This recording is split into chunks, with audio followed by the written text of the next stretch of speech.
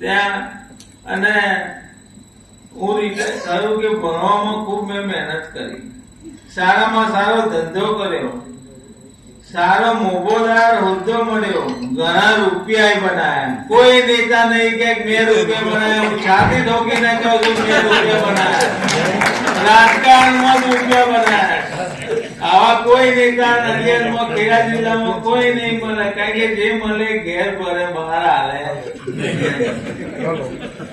જેમ હમણાં હું ગઈકાલે ટીવીમાં જોતો હતો કે શરમ સાથે કહેવું પડે કે આ આપણી ચરોતરની ધરતી પર જે પશુપાલકો પરસેવો લોહી રેડીને દૂધ ઉત્પાદન કરે છે, એ લોહી ને પરસેવાનું દૂધ અમૂલ ડેરીમાં જમા થાય, જેમાંથી લાખો લોકોનો ઘરનો ચૂલો સળગે છે.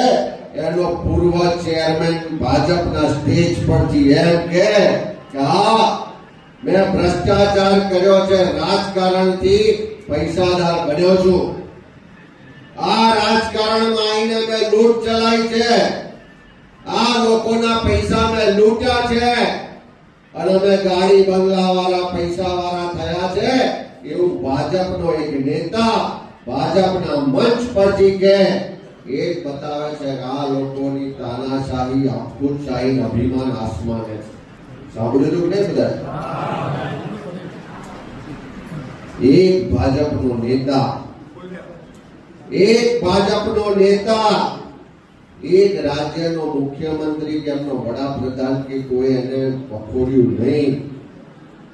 આવું બોલનારાને જો તાત્કાલિક સસ્પેન્ડ કર્યો હોત તો લાગ્યું હોત કે આ ભાજપ ભ્રષ્ટાચાર સામે વિરોધમાં છે અને નાથવા માંગે છે, પણ બધા જ તાલીઓ વગાડતા હતા.